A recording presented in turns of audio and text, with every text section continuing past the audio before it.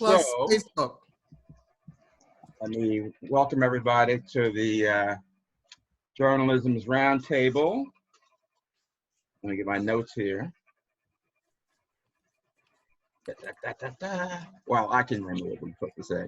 All right, welcome to the Journalism's Roundtable. My name is Richard Prince, and we have a stellar crew here, an all-star group of journalists who I'm happy to have.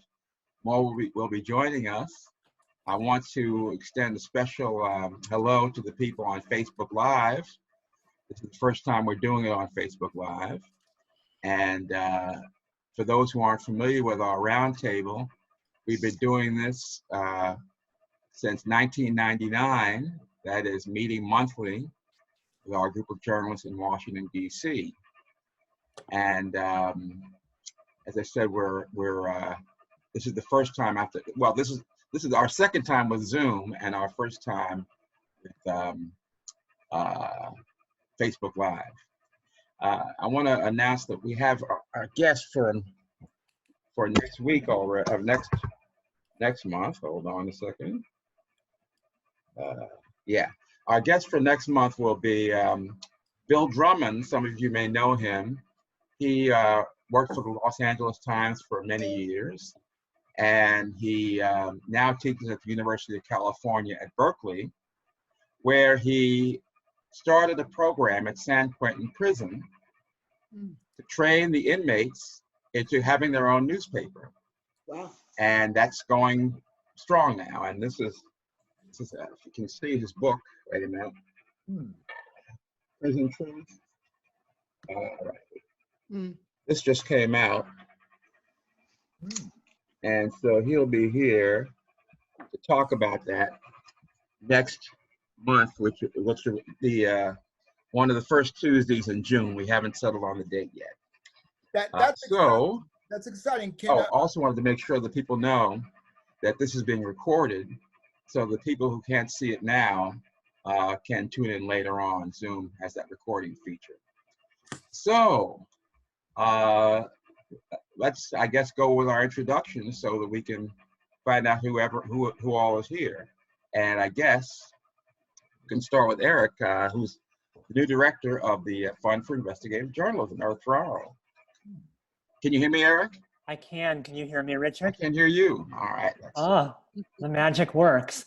It's so wonderful to be with you all. My name's Eric Ferraro, and I just started work last week as the new Oh, I'm getting a note that I'm being muted by the host. No? You have been muted by the host. Unfortunately, I can't hear you yet. Host, unmute him. Can you hear me now? Yes. All right, Richard, you have all kinds of power there to mute and unmute people. So you'll just give us the hook as you deem fit. I started as executive director of the Fund for Investigative Journalism this week, and I'm thrilled to join you guys. I bring regards from Cheryl Thompson and Lottie Joyner on our board of directors, who have attended many of these with you all in the past, and look forward to attending many future ones. And I'm grateful to Richard Prince and Bonita Bing and others for helping set this up and inviting me. And I'm thrilled to be here to connect with some new friends and to see some old friends, including Nikita Stewart, whose book I simply cannot wait to read. It's already on pre-order, Nikita, and I can't wait to hear you talk about it today, too. So, Richard, I'm happy to say a few more words when you want me to, but I don't want to take too much time and get myself muted again. So thank you so much for having me. It's a thrill to see you all.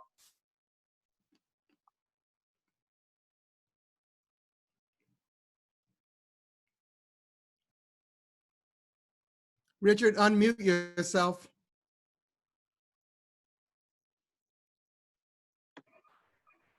Can you hear me now? Yes. Okay, yay! All right. All right. Okay, Eric Falcaro, your turn. Hi, grateful to be here. My name's Eric. I am the editor at Street Sense Media, and we're a street paper in Washington, D.C., much like Joanne Sewell's paper in Portland. And we're one of 40 in the U.S. and over 100 worldwide. We focus on homelessness and poverty locally, and we also provide job opportunities to people experiencing homelessness or who are formerly homeless to work selling the paper. Great. Okay. So glad you're here. Chip. Sorry. Sorry. You said it was lunch and we could eat, so I was snacking on my cashew. Sorry about that. Hello, everybody. I'm E.R. Ship. I'm a longtime journalist, and now I'm a journalism professor at Morgan State University in Baltimore. We are a 7-year-old institution, and we were just accredited a couple weeks ago. Congratulations. Thank you. Yes. Okay, Jarvis. Hey everybody, Jarvis DeBerry. I am the recently named editor for States Newsroom, Louisiana. We are looking to launch our website out of Baton Rouge within the next few weeks. Before that, I was at Cleveland.com as a columnist, and before that at NOLA.com, the Times-Picayune, as opinions deputy editor and columnist. This is my first time being able to join you. I've known Richard for many years, but because I've never lived in Washington, I've never been able to participate in these. So I'm really excited that technology has made that possible. So They're here. Now, don't you have, oh, go ahead. I was just saying, great to meet you all. Yes, it is. But don't you have a job opening you wanted to tell people about? Yes, we're looking, I should have led with that. We are looking to hire 2 more reporters for State's Newsroom in Louisiana. So if you know of any qualified people that you can send my way, I have sent Richard the job posting, but what I'll do after I finish my introductions is post it in the chat. If you can share it among everybody that you know. I am looking as hard as I can to find as diverse a pool of applicants as I can to start with, and that's been a struggle thus far. So if you can give me any leads, some people I should reach out to, I would really appreciate that. So nice to meet you all. For recent graduates? Including recent graduates, yes. Varying experience levels. I'm just looking for talent. Great. So thank you. Okay, that should be in the notices that went out yesterday. All right, Joanne. Oh, hi. Well, Hi. Thank you, Richard, for inviting me. I'm really happy to be here. As Eric was saying, Street Roots is a street paper, just like Street Sense, and we've been around for 20 years. We are sold on the street. We're sold by about 180 to 200 people experiencing poverty and homelessness. And we're a professional news outlet, while the vendors who sell the paper make 75 cents out of the dollar they sell. They buy the paper for 25 cents. We produce a weekly paper that goes out to about 10,000 people. So we have a small editorial staff, and we rely on a large body of freelancers to work with us. And we do try to focus on social justice issues, but it's not just homelessness and it's not just poverty, but issues of economic, racial injustice, incarceration issues, environmental issues, all kinds of policy matters that really affect people in marginalized situations, marginalized populations. So we kind of run the gamut. So, yeah. All right, welcome. Glad to have you. Gloria. Hi, I'm Gloria Maynard, formerly of WPFW Radio. I am not retired, but kind of enjoying some of the fruits of that. And there's not very much more I can say. Thank you. Well, that was good. Okay, Annette?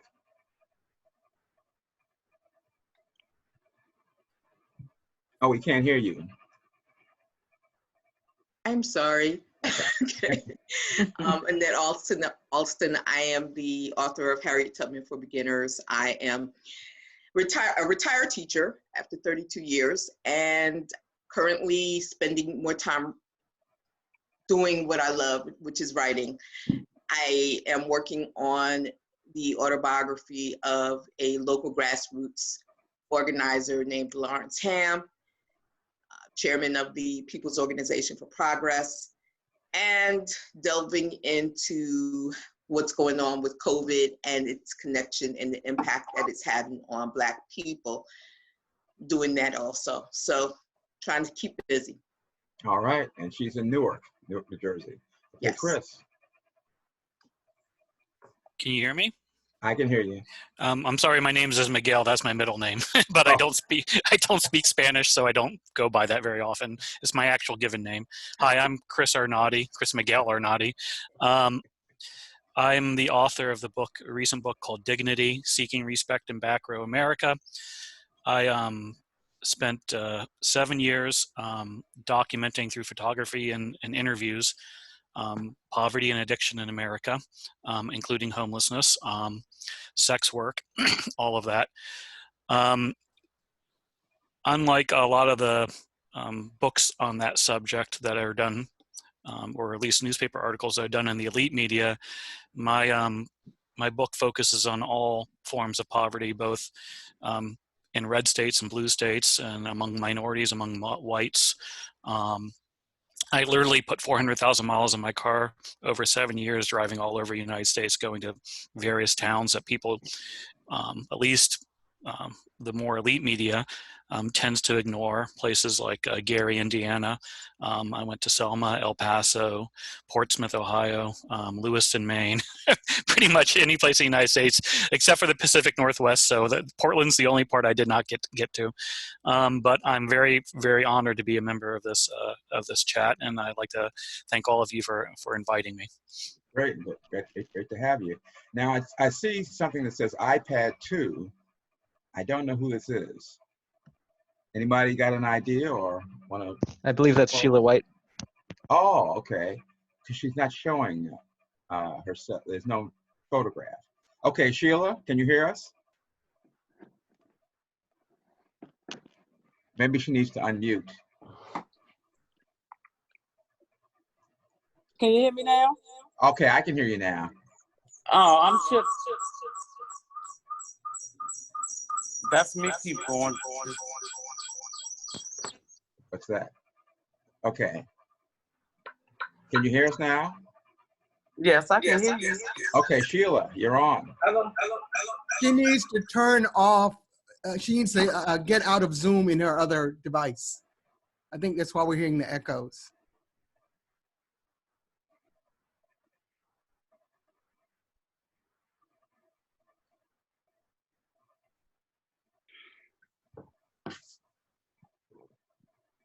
Okay, she's gone now.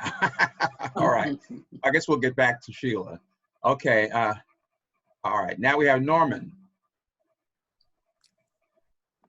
Hi, Richard. My name is Norm Parrish. I'm a longtime journalist. I'm now work for Report for America. I'm head of recruitment, and I'm based in Chicago.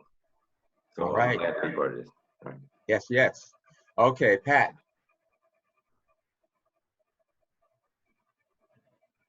Hello, I'm Patricia Gaston. I'm dialing in from Lawrence, Kansas, where I am the Lacey Haynes Professor of the Practice here. We just had our graduation, and I'm a long-term journalist, spent more than 21 years at the Washington Post. And I also spent time doing public policy work on homelessness. I work primarily with Miriam's Kitchen. Okay, thank you. Todd. Todd, can you hear us? I'm sorry, Senator King. I was busy looking up Nikita Stewart's background information because I wanted to know whether she was the same person that started with Barbara Kukla at Newark This Week. So that's what I was doing. Forgive me, my name is Todd Stephen Burrows. I read a lot. I research way too much. And Richard, I'm interested in talking with you offline about next month's roundtable because I think we should both look for Wilbur Rideau and find out. Okay. All right. Sounds good. All right. Thank you, guys. Hello, everybody. All right, Nikita. Hello. Hi. First, I want to say, during this pandemic, obviously it's been hard on everyone. But it's just incredible how it brings people together. So I am so happy to see Patricia and Miranda and Eric and Gloria. I mean, people I haven't seen in years. So this in a very odd, strange way is beautiful. So thank you for pulling this together, Richard. And thank you for having me. I'm a reporter at the New York Times. I have been several places, the Washington Post, the Star Ledger in Newark, New Jersey, the Courier Journal in Louisville, Kentucky. And for most of my career, I covered politics and political corruption. And when I got to the New York Times, I took a turn covering social services, something that I never did before. And frankly, I never really had that strong of an interest, I think because it was too close to home. I wanted to forget my own childhood memories, etc. And covering social services has ended up being the most fulfilling beat of my career. And I'm just so happy that it's turned into a book that will be shared with the masses starting on Tuesday. And I am great admirers of pretty much everybody on here whose work I have read and followed through the years. So thank you for having me. And I'm looking forward to this discussion, especially in light of the pandemic, you know, prompting unemployment, and the food lines are just, I mean, you've seen them wrapped around the corner. I'm working on a story about that right now. Eric, I'm working on a story about problems with ACS that are happening right now. You remember that. And so- What's ACS? Administration for Children's Services in New York City. So it's our child welfare agency. Okay. Yeah, so again, thank you for having me. I'm looking forward to the discussion. All right. All right, Sylvie. I'm back in. Hi. Oh, Sheila, you're back. Okay, just in 1 second, we're going to have Sylvie, and then we'll get to you. I'm Sylvie. Please. Thank you so much for the invite. I've been really looking forward to this. I'm a graduate student at San Francisco State University. I am originally from Canada. I've been here about 5 years, and previous to that, I was a reporter and a small newspaper editor for about 10 years. So I always like to turn my attention towards social justice issues. And when I came here, I decided to research the way that media covers homelessness. So that's kind of where I've drawn my attention now, and I've done a few research projects around that. And I'm just really looking forward to hearing from all of you. So thanks again. Great, great. Okay, Sheila, back to you. Sheila, can you hear us? Yes, I can hear you. Can you hear me now? Yes. All right, I'm Sheila White. I'm a street sense vendor here at Washington, D.C. I've been homeless for like 7 years now. I just got housed 3 weeks ago. So, and I'm a 3-year college student. My major is photojournalism. I would like to share people's stories and get feedback on how we can eradicate homelessness. All right. You know, we can't see you, only hear you. So if there's a button you can push. I'm trying to find it. Okay. All right, Sharon. Oh, we can't hear you though.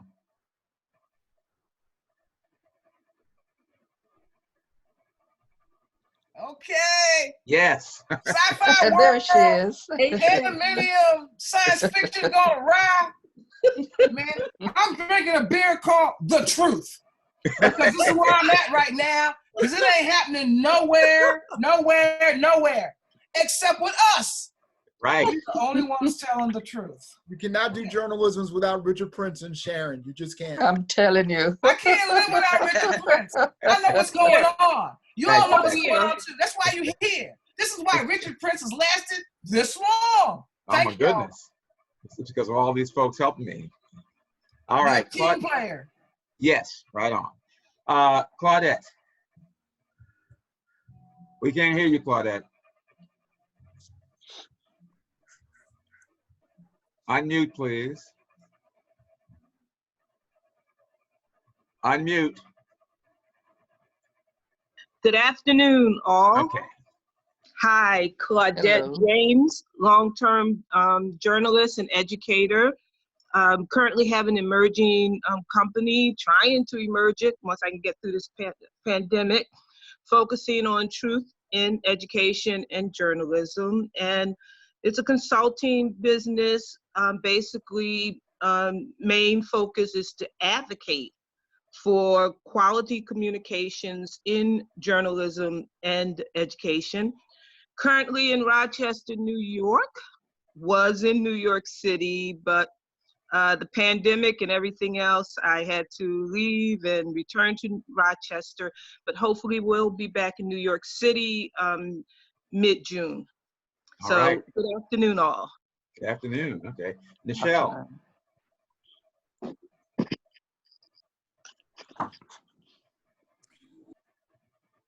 You're unmute, please. Finally found it. Hard to see. I'm outside in the back. It's really nice and warm here. Michelle Smith, I'm an investigations editor at USA Today. Our latest project was 1619, not that one, but the other one.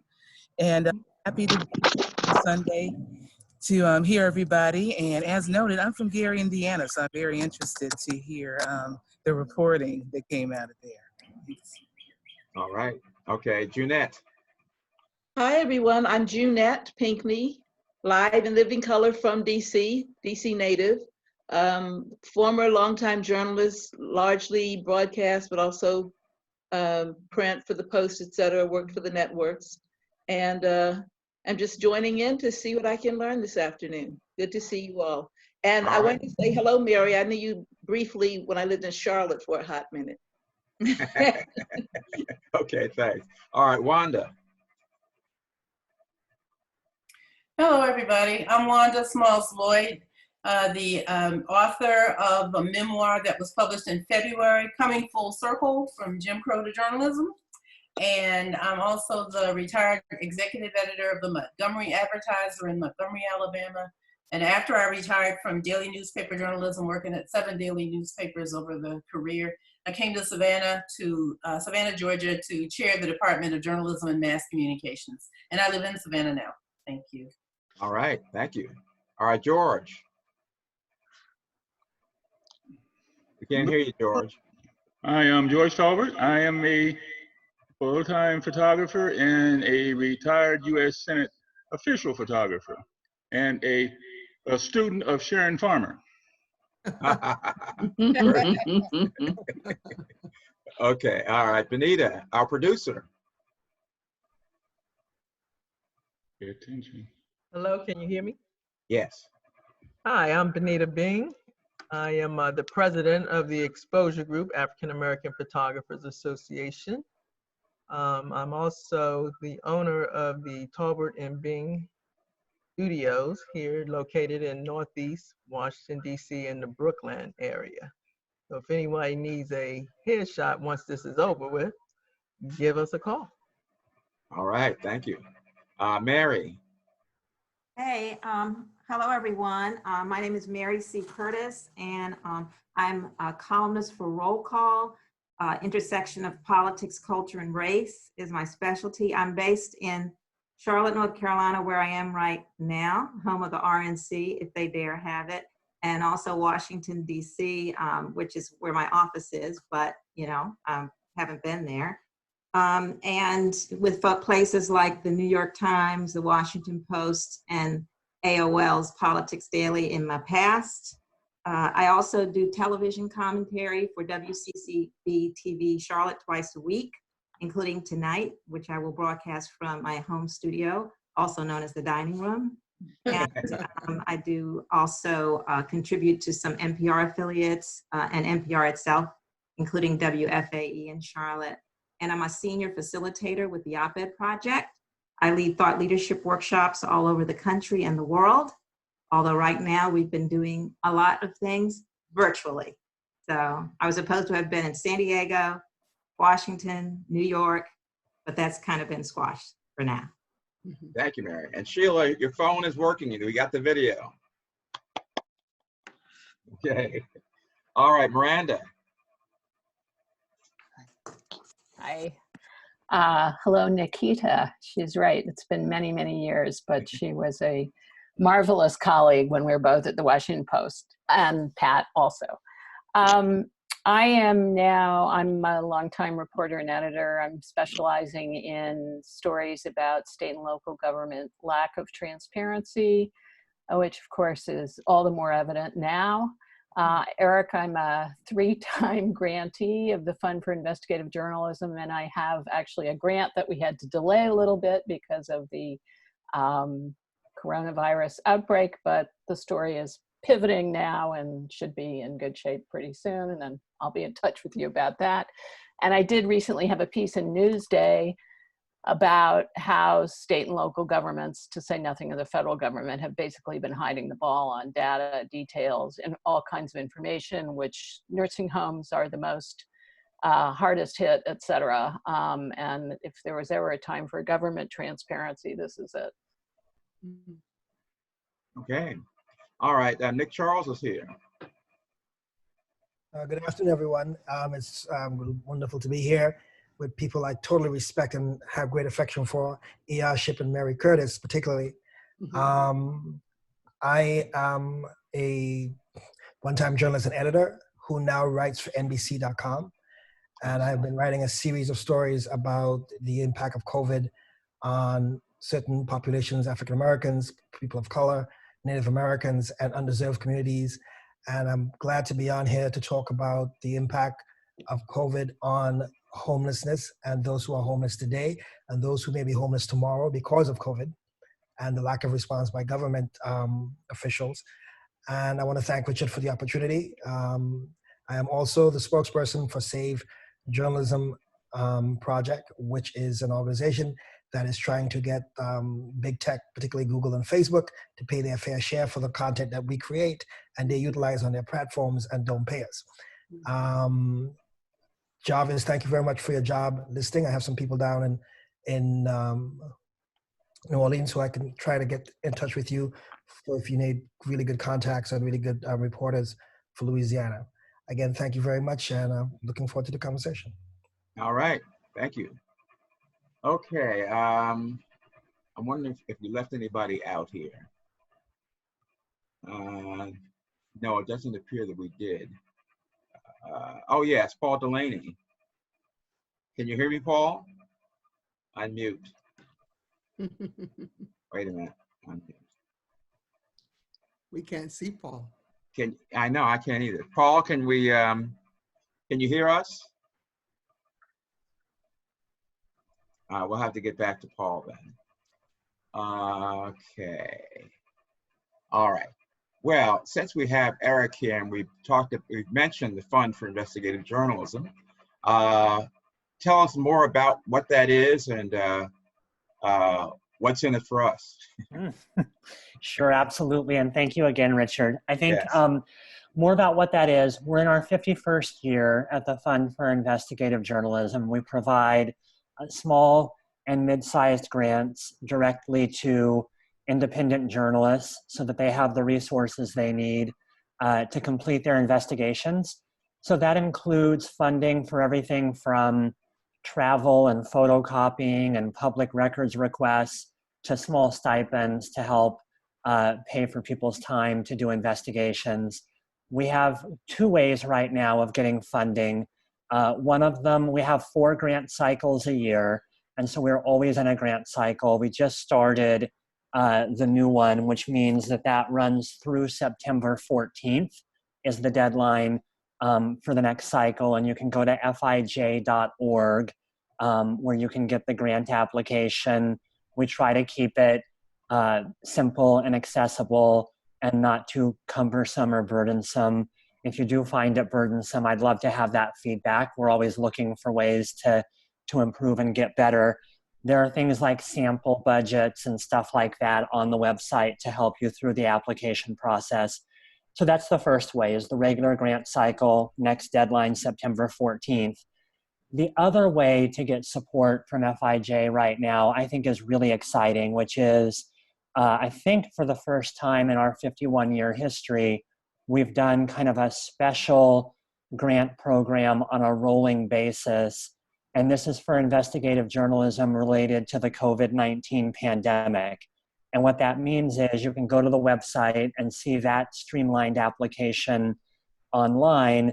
and you fill it out, and we literally go through and review those weekly and award grants in real time for people to do a range of investigative journalism related to the pandemic. And that includes some of the stuff that we're talking about, obviously, here today with, I think, as I've thought about, Richard, the way you talked about today's roundtable, to me, it felt like we're really talking about how we humanize and bring home both the causes and consequences of homelessness. And I think the grants that FIJ has given historically have helped do that, and we're always looking to do more of that. I think, very quickly, the one that I wanted to share with you all, obviously coming in new as the new executive director at the Fund for Investigative Journalism, I'm learning about some of the grants over the years that we've given. And there's one from last year that really kind of stuck with me as an example of the kind of journalism that I think we want to support and that I think many of you and your networks want to produce.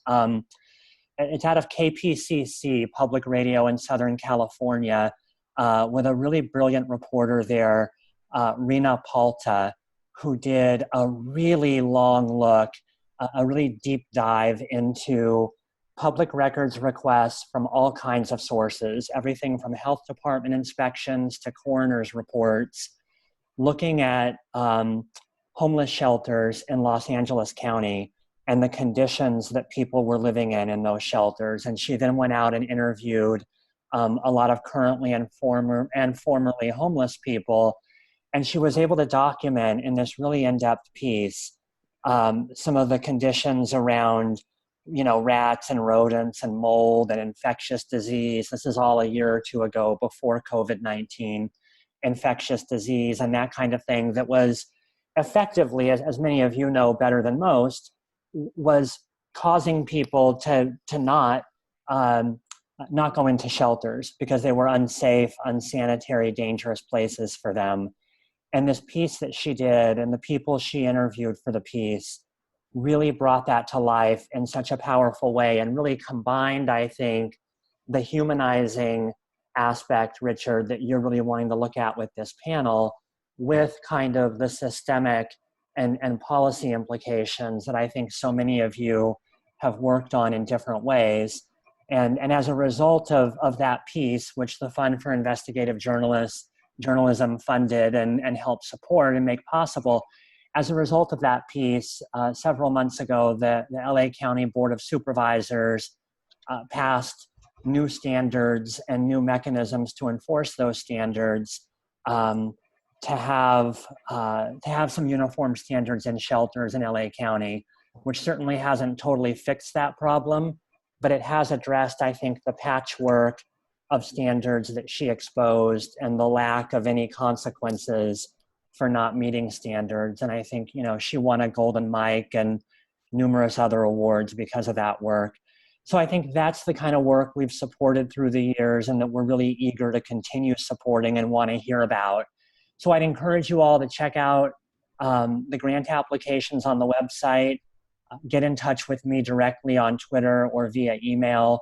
I'd love to hear from you if you have ideas of work that we should be paying attention to. And again, just tremendous gratitude for being able to join you all this morning for the discussion. Well, thank you very much, Eric. Appreciate that. Now, I think we're going to go to Chris. Let me see if I can call you up here. Miguel. I don't see Miguel. Well, I'm here. Okay. Oh, there you are. Okay. Very good. I'm right next to you on mine. Right. All right. Okay. A lot of windows here. Well, I heard Chris appearance on C-SPAN in which he talked about his travels and the fact that he was able to spend so much time with the homeless people. And what struck me the most about his approach, which resulted in a book, is that he was talking about human beings and what they are like as people, rather than just as objects of policy. So I wanted Chris to tell us some of those stories so that we too could feel a little bit about what he felt and what we can take back to our jobs as journalists from what he learned. So go, Chris, you're on. Thank you very much for having me. And I just like to say that I was very fortunate to be able to do my project, and it was 7 years, and I know a lot of people would, you know, I basically was able to go 7 years without a paycheck, and I know that's something a lot of people could do a lot better than me if they had that ability as well. But I took a gamble. I quit my job and I dedicated myself to this project, never realizing it would become a book. But one of the things I was fortunate to have the time to do is just, as Richard mentioned, was just spend time with people, and, you know, and not feel like I had to get a story out of it, to do it because I wanted to be there. And I'm very, very fortunate to have been accepted in all these different communities. I mean, you know, as you can see, I was primarily spent my time in largely Black and Hispanic communities, and I'm pretty obviously not neither of those, and I took a lot of personal risks, but I did it because, first of all, I think people people are way too scared of engaging with homeless people, or the poor. They have all these stereotypes that I tried to break that stereotype through my photography and my book, which is why it's called Dignity. The dignity I found in people who are living under a bridge. Richard talks about the stories, and what I try to do in the book, and what I'm really happy to hear from Sheila, who's on this call, is I didn't want to be in the book myself. I wanted the stories of the people I met to be in the book, but I tried to diminish my role as much as possible and elevate the interviews I had, because that to me is really what I think is lacking. So often we act as a filter, and you know, obviously when you're homeless, you don't have the resources to tell your stories. And I think one of the things I try to do, and I've tried to do, is use my resources to tell their stories and get myself out of the way, not to act as a filter, and allow the dignity and the stories to come through. You know, before I did this, I was a banker, and so for me, it was a personal awakening in many ways. I found myself spending a lot of time in churches. I now consider myself religious, having gone through the experience, because in many communities, all that I really saw that was offering hope to people and the homeless was churches.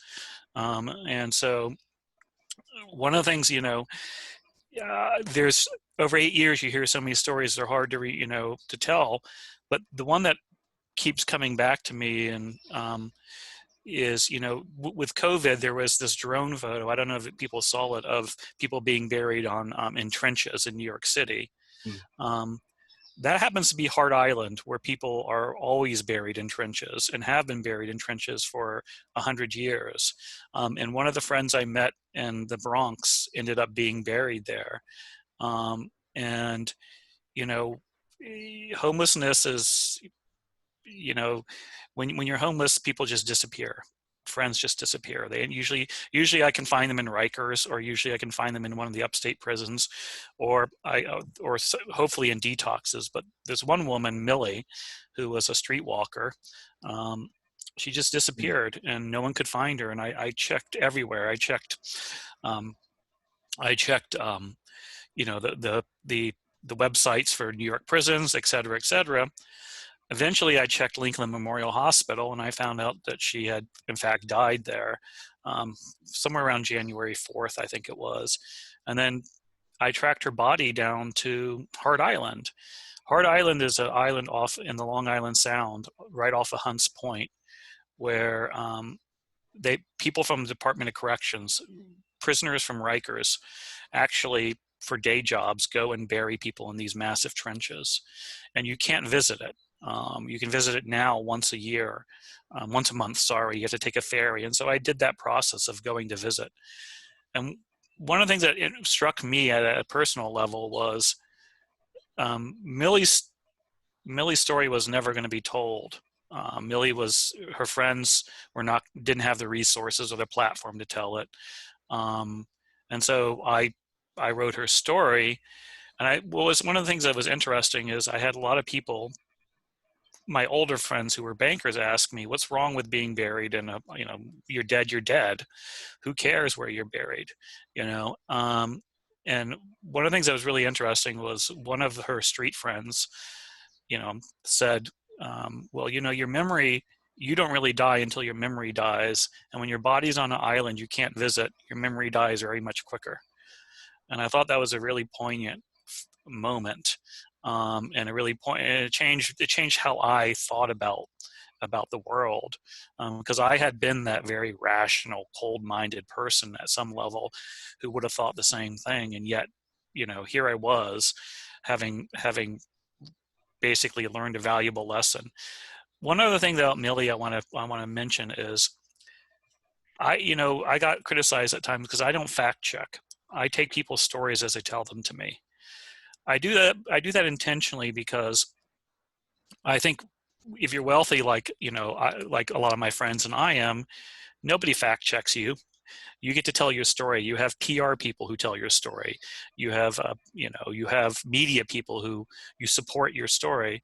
People who are poor don't have that right. They don't get to choose how they're photographed, and they rarely get to choose how their story is told. And when I met Millie, it was at 2 a.m. on a street, and I was introduced to her. And at 2 a.m, as a complete stranger, she told me her life story, and I jotted it down in notes. 3 years later, when I did all the investigation of trying to find her body, I had realized, I went back and looked at notes. Everything she told me at 2 a.m. on the street was true. She didn't lie. She had told me the story, a complete stranger. She had trusted me, and I always will never forget that either. That there's this stereotype of the homeless, that they're shifty, they're lazy, which I hope my book, again, because the title Dignity, puts partially to bed this idea that somehow the homeless are are breaking the law all the time, or not trustworthy. And I just will finally end, and I don't have to tell you people here. I can tell from everybody who's on here that I'm preaching to the choir. But one of the things that's most frustrating to me is when I see I'm a photographer, and when I see pictures of homeless people taken with telephoto lens, from a distance, who don't show their face. What I try to do in my photographs is everybody's looking at the camera, and I allow the person, and this may come as a shock to some people who don't spend time with the homeless. Whenever I tell someone, I always ask them if I'm going to take their picture after spending time with them. Inevitably, they always go to the bathroom and they clean up. And women often go and put on makeup. Some even go get their hair done. And I've been criticized as glamorizing the homeless, and I don't, it's their choice. People want to be seen in a dignified light. And again, we offer that to the wealthy. The wealthy control how they're viewed. We should also allow the homeless to control how they're viewed as well. Okay, thank you. Questions for Chris? Okay. Well, tell us where will we find your book? I think the only place you can buy it right now is Amazon, unfortunately. It's been out for almost a year. I was very overwhelmed with the response to it. It did very well. I hope, it's photos and stories. It's been attacked. It's been criticized as without being read by some people as glamorizing Trump supporters, but 85% of the people in the book didn't vote. They're not Trump supporters. It's mostly people who were so, and excuse my language, feel so screwed over by the system, don't vote, or are not allowed to vote because they have felonies. So I try to make it as non-political as possible. Unfortunately, the process took place during the 2016 election, so it was hard to keep politics completely out of it. But it's on Amazon now, and one of the things I put a lot of effort in the photography, so I prefer the hard copy, but Why did people think that? I'm sorry. Why did people think that you were making them out to be Trump supporters? Because again, during the time it was taking place during 2016, there was a lot of stories being done in some you know, the kind of diner, the voter and diner stories that I kind of got lumped in with by some people. I mean, I did white communities as well. I mean, there are a few Trump supporters in my book. You know, I did everything. I did everybody, but the bulk of the book is non-voters. And it was hard to stay away from politics. It took, you know, when I was doing the book, everybody had a view on politics and they told me about it. Chris, I've got a question about you personally, just in doing this. I mean, because you're a rich white guy, you don't have to. And I speak with a little bit of a chip on my shoulder, being from Gary, Indiana, and seeing so many people come into Gary, A, with preconceived notions, and B, looking at the people in Gary, including those who are poor and homeless. They are part of just one massive zoo exhibit put there for your pleasure as people come in and take pictures and talk about the people and do what they're going to do.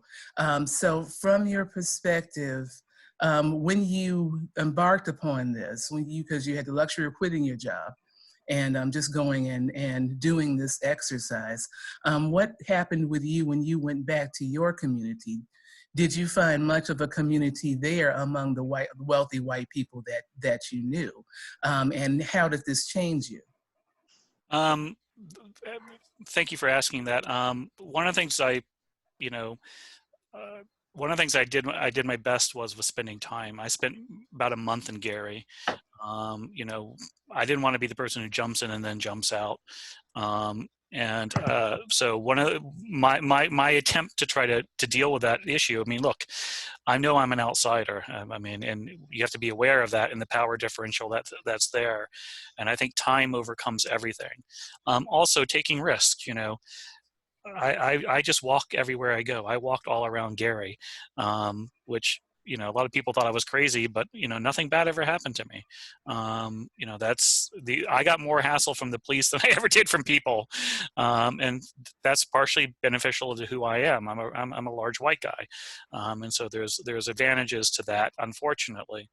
But one of the things that's been for me it's been hard to go back to my, you know, it's been hard for me to go back to my prior life because it's so frustrating. It's made me very political. You know, I try to be generous to everybody, but sometimes it can be hard to spend time with my old banker friends, especially when they talk in stereotypes.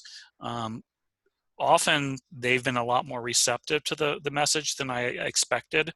I will say where I've gotten the most criticism that I didn't expect was on the religious front. I went from being a vegetarian atheist to being a McDonald's loving churchgoer. And I think I got a lot of pushback from people, some on the left, for talking about the important role of faith and religion. I think that surprised me the most. Okay.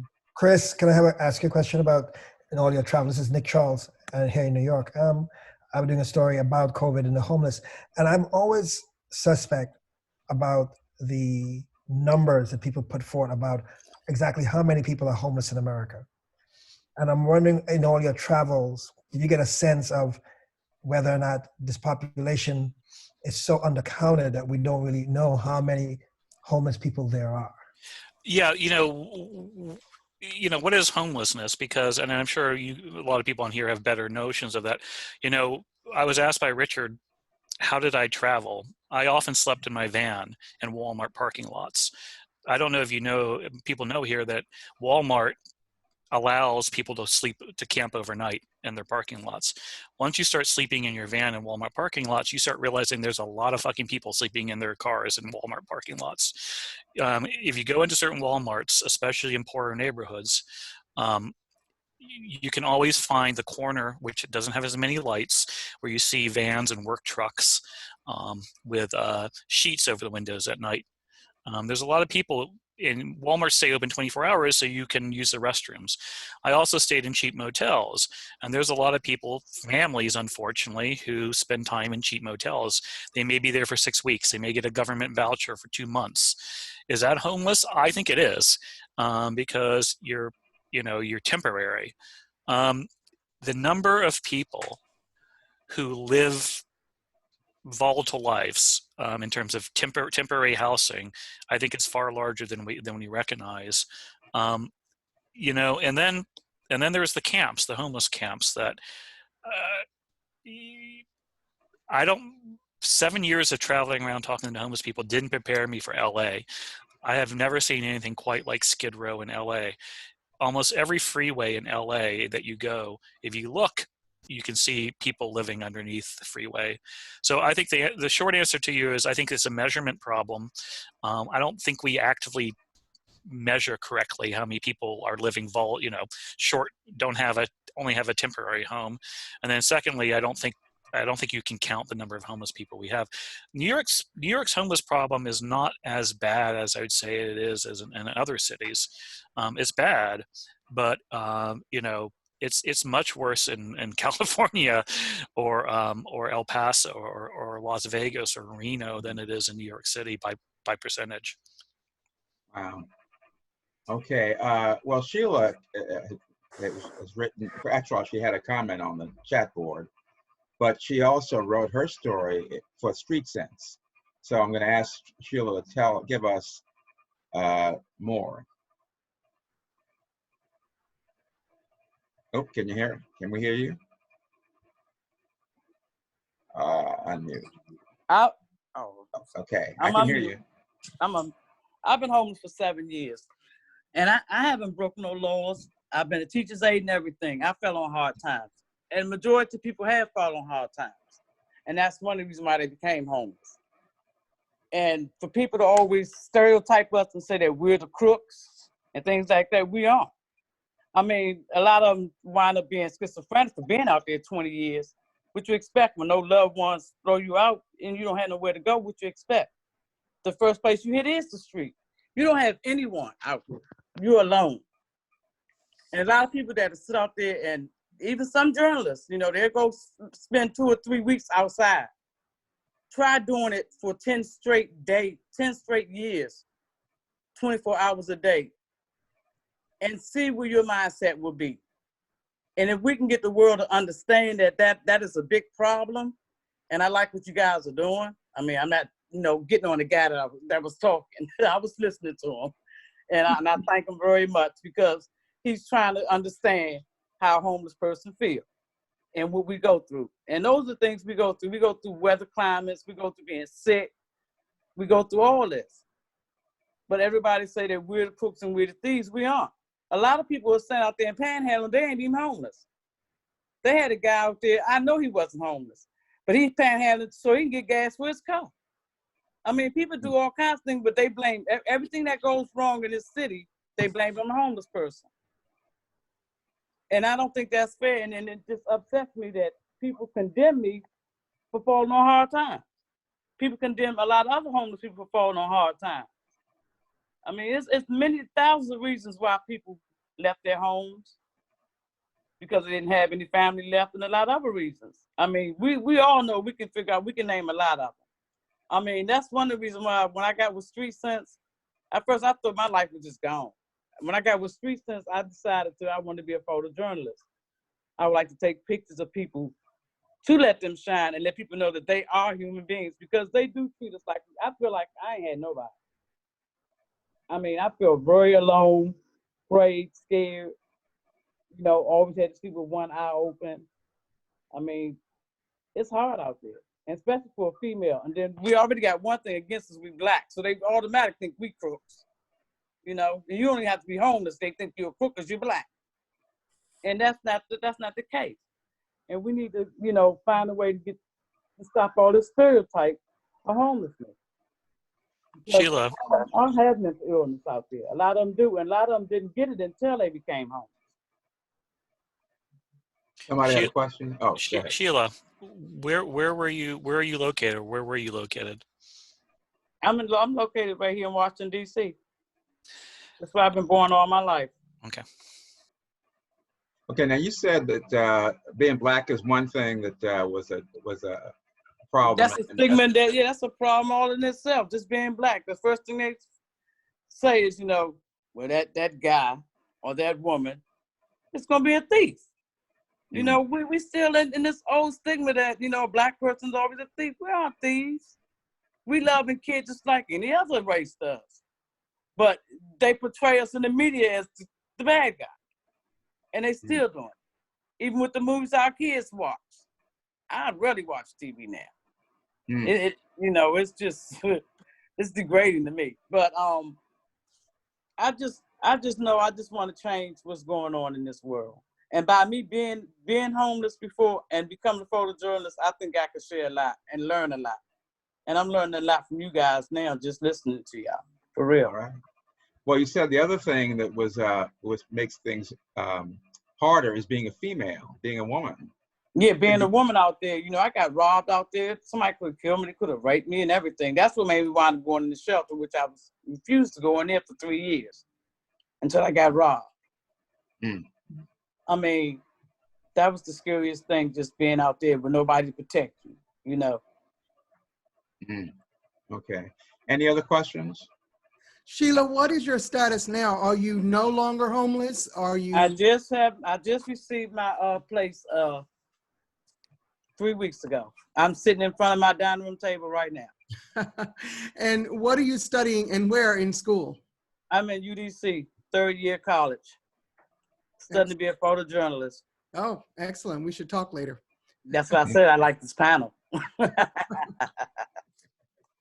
Okay, for the journalists or I guess Eric and others, I noticed that AP just came out with a style ruling against using the term the homeless, and said it's supposed to be instability. I never could pronounce that word that fast. Well, we should call them people first, homeless people and homelessness, rather than the homeless, which they found dehumanizing. No. Is that something you all agree with? I don't know. Part of our style for homelessness years. and poverty, mostly. And people who are experiencing homelessness often prefer the term unhoused versus unhoused. There you go. Unhoused. Okay. Okay. That sounds like one that would be very difficult to get like a New York Times to use. I bristle at unhoused myself and usually use people experiencing homelessness. Again, because homelessness is an experience and not an identifier necessarily. And it's often something that you may experience at various times in your life. And maybe it is, as Sheila was saying, a 10-year stretch, which honestly, we do know that the average time of someone experiencing homelessness is many years, or it could be multiple times through your life after an eviction or after, any kind of criminal justice engagement. So anyway, it's a lot of things that can happen in your life. So it's at the time you're experiencing homelessness is the term that we prefer. Okay. I know that's generally how I try to write it. Someone experiencing homelessness. When I'm interviewing people also, when I talk to them, I'll often ask, well, when was the last time you had permanent housing? Not, when did you become homeless? But, this is almost like an NAACP situation too, though, or, United Negro College Fund, in that, one of the most prominent organizations in the country, Coalition for the Homeless, that is how they refer to people experiencing homelessness. And so I don't think you're going to see a change overnight in how people, but it's also how people want to refer to themselves. And so I generally just listen to people and listen to how they want to be identified. I want to ask a question, either Eric or Joanne. I don't know who's doing statistics around this. One of the attendees mentioned in the chat about what's going on in New York, where they've closed the subway from 1 a.m. to 4 p.m. or 5 p.m. to clean the subways, but they're displacing the homeless who are, because they're unhoused, on those subways usually at that time. And there were dramatic photographs of many unhoused folks on stairwells as they were cleaning the subways. I'm wondering, during this pandemic, is there anybody addressing how this population, which is very vulnerable, can be protected from the pandemic? From the pandemic. I guess I would say that I keep in touch with about 30 people who I met during my trips, who are in various levels of still being without permanent residence. They can't change their life. They just can't. And sadly, I think the reality is, and I say I don't want this to happen, but I think if you're homeless, you're going to be exposed to COVID. You know, as you mentioned, I would say about 10 of them used to sleep on the subways, and they can't do that anymore. But you know, you have to go to a methadone clinic, and to get to the methadone clinic, for instance, you have to ride the bus or the subway. Similarly, some people do panhandle, and they're still panhandling. So the people I know have not changed their behavior. They can't change their behavior. You know, shelter in place, you have to have a place to shelter in. And if your place is a crowded shelter, literally, I just fear, unfortunately, that people are going to get, if you're homeless, you're going to be exposed to COVID. Oh, go ahead, Joanne. I'm sorry. I can just speak for what Portland is doing, and as our organization, you know, we have the newspaper, and then we have the people that we work with, and then we also are a big advocacy organization. And one of the things we did early on was push with the city, and we've worked to create 3 camps downtown, actually city-sanctioned camps for people to be in their parking lots. Now, again, it's horrible. I mean, these are folks who are still sleeping outside, but they're allowed in. But with these spaces, at least they're not going to be hassled by police. They have a healthcare station. They have wash stations that have been set up. The 3 camps are identified by communities of color. The other camp is for LGBTQ communities, and then also for just mixed use anybody.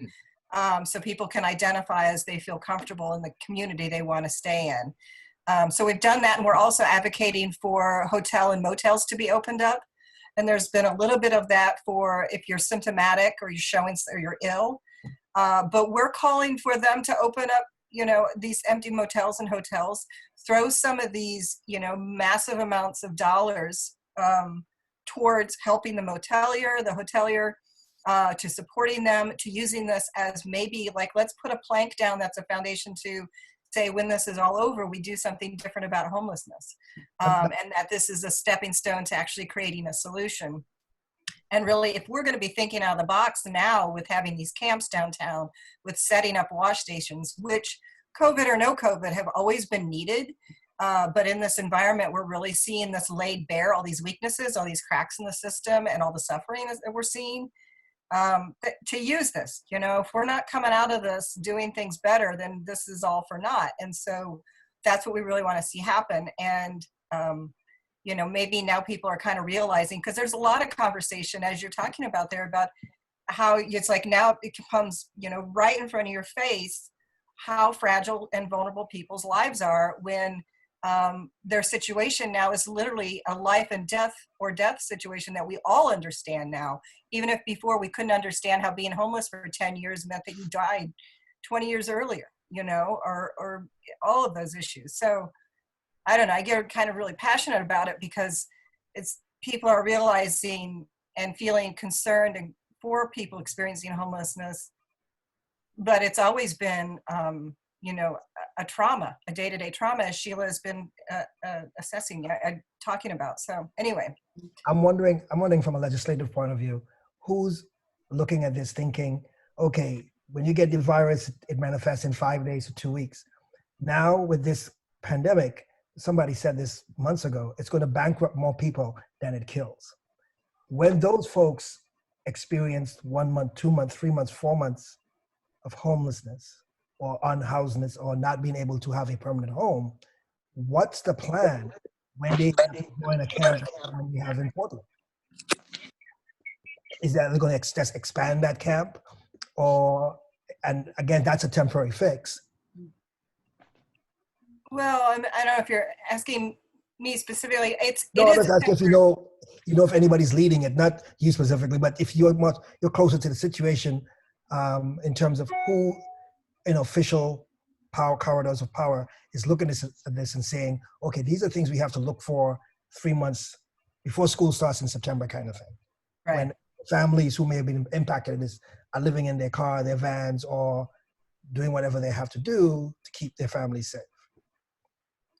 Yeah, I don't know. We're calling on the state again to do more institutionalized, long-term, hotel, motel housing options for people. So I don't know legislatively, and certainly nothing out of the federal government gives me any hope. So I do know that. Oh, go ahead. No, I was just going to say that I did find out in the course of this that there is a congressional caucus on homelessness. Which let's see, who's that?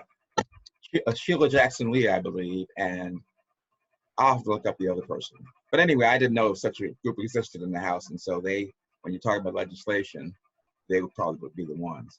Now, I wanted to introduce Barbara Reynolds. Let her introduce herself since she wasn't. She joined a few minutes ago. Barbara, can you hear us? Yeah, can you see me? Yes, I can see you. Okay. I'm Barbara Reynolds, journalist for, 55 years now. But my last job was editorial board member, USA Today. And of course, you know my book, I wrote the memoirs on Coretta Scott King. And this is my favorite group. And I'm so glad that you have this panel, because I've been thinking and wondering when I saw the stories about people being moved from the trains, and I didn't understand. Now where are they? And this is so educational for me. And of course, I want to know how I can help Sheila. I don't want to just pick out one person, but since she's in DC, it might be easier for me to help. Mm. Yeah, you put a message out in the chat room. How you doing? I put my information up there on. Okay, all right. It's on there. You can get it off of there. Thank you. Mm-hmm. Okay, very good. God bless you. All right, let me move on here to Street Sense. And there was a story in the Post the other day about the status of Street Sense, which is that they, like a lot of other newspapers serving homeless people, had to stop the print publication because not only the finances of the publication itself, but the customers weren't there anymore if they're all being quarantined. So why don't you tell us about that, and also in general about how Street Sense is doing? Sure. So as far as our vendors, we stopped printing our paper in late March as businesses were shutting down and our customers were disappearing. We've, essentially 130 folks that distribute our paper have been laid off. There's limited income still available for folks that contribute to the paper. We pay for submissions. But the biggest push that we've been trying to get the word out about is that, we're still producing news, we're still producing the paper online only, and you can still pay our vendors. You're not receiving a print product, but we have an app, and all money that's provided to vendors through that app is paid out in cash from us directly to them. There's no cut that goes to Street Sense or anything like that. So the biggest thing has been trying to reconnect with our audience, because not everyone that read the print issue is online, et cetera, and getting the word out that we're still here, and the most important thing, our vendors are still here, and these avenues exist to be able to continue to bring income to them. We've also, as an organization, developed a relief fund. So our case management department, which has been around for several years, is working one-on-one with folks to provide rental assistance or cover a utility bill or whatever, gift card for food, whatever the case may be. So we're, doing what we can, but the amount of money, if you just divide it evenly amongst all our vendors that's coming in on the app, is nowhere near what an individual would make on average through street sales. So it's certainly been a struggle, and we're trying to still trying to navigate this as the health crisis continues. You know, as far as what's going on in DC, I'd like to come back to what Nick brought up. And what's been going on here is that we are using hotels in a limited capacity. There's, I believe, 4 that are open to folks that are symptomatic, and we've had several hundred shelter residents test positive for COVID-19. And then we also have had 1 hotel, and it's about to become 2 for individuals that were identified as being especially vulnerable. So whether you're elderly or have an underlying health condition or something like that, then hotel is being provided just for those individuals. And while all of this was going on, our housing assistance was paused. All of the what's called the coordinated entry system to match people to housing was just put on hold. So the one thing that could help protect people most sort of was not functioning. But that's now being put back into motion, and the first people that are going to be housed now are the folks that are in those hotels in a preventative measure. So I mean, the city is obviously trying, but this is several hundred people of the thousands that are experiencing homelessness. And there's, as Sheila mentioned, there's still plenty of people in shelters. People are only being moved out as they test positive, and there's no way to distance yourself in a shelter. Like Eric touched on from the KPCC reporting earlier, a lot of people choose not to go to shelters because of the conditions there and are vulnerable in other ways for staying outside, but many folks are choosing to stay outside instead, to protect themselves. Mm-hmm. Can you just expand a little more about what these vendors are doing to survive now that they don't have the paper to sell? So a lot of our vendors, I've learned recently, are working through Uber Eats and DoorDash and companies like that, just on foot. As far as our paper goes, the big thing is contributing to our paper and receiving payments for our content through our app. So there's receiving assistance through our relief fund. So the answer is they're doing everything they can, but there's not a lot of options. This was the low barrier job opportunity for a lot of folks to turn to. That was essentially put on hold once we suspended printing. Can I also say something about Street Sense? Please. Street Sense wasn't just a paper for me to write my story and get my story out. It's also an educational based program for me, because we have writers groups there where I learn how to write effectively, and I'm still learning to write. I mean, my writing still ain't up to standard, and I'm a college student, but I mean, I go to writers group. I didn't even pick up a camera until I met Street Sense. I mean, it's more than just telling my story. I mean, it's an educational site for me, and it's somewhere for me to go. All right. So I just wanted to just put that out there. Well, thank you. Appreciate that. And could I say one more thing based on that? I was listening to that C-SPAN talk you mentioned with Chris. One thing he'd said was you can find dignity in other ways, such as the creation of art or through being a community member. And I think that's a huge thing that is a part of street papers, like Sheila just mentioned. That's one of the very good values of ours. But based on what Sheila said about education too, that's another thing that we're working on is skills training and preparing folks for career pathways. We've been applying for a bunch of grants right now to redo a process that we piloted last fall, where we pair freelance journalists with our vendor writers to co-report stories together and learn those skills along the way.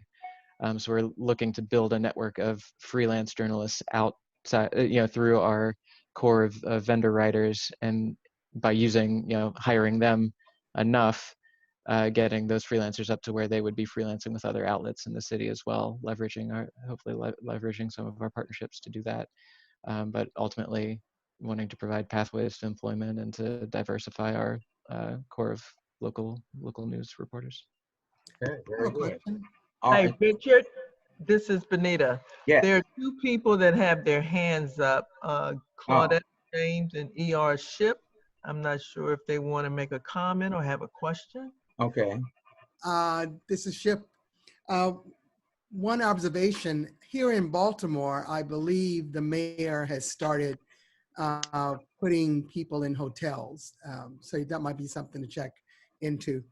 I had a question about what is happening in terms of quote unquote homeschooling for school-age children who are part of the vulnerable unhoused population. Does anyone know what's going on with children? Yes. My grandkids, all of them have computers. They have classes every day. So does me. I'm in UDC.